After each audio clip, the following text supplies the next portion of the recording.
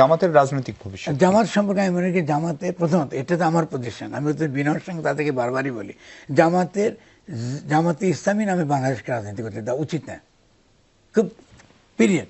ওকে, একদম ক্লিয়ার। এটা কেন বলছে কারণ জামাত থাকলে আবার বাঙালি জাতি ফেরত আসবে।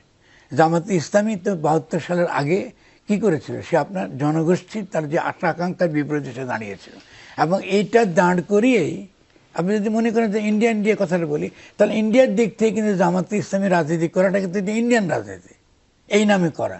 এই নামে করা মানে একই দ্য সেম টাইম আপনি বাঙালি জাতিবাদ প্রো ইন্ডিয়ান পলিটিক্যাল ফোর্সকে টিকিয়ে রাখা। এটা খুব সিম্পল ইকুয়েশন। এটার জন্য বিরাট আপনাকে রকেট সায়েন্স জানার প্রয়োজন পড়ে না।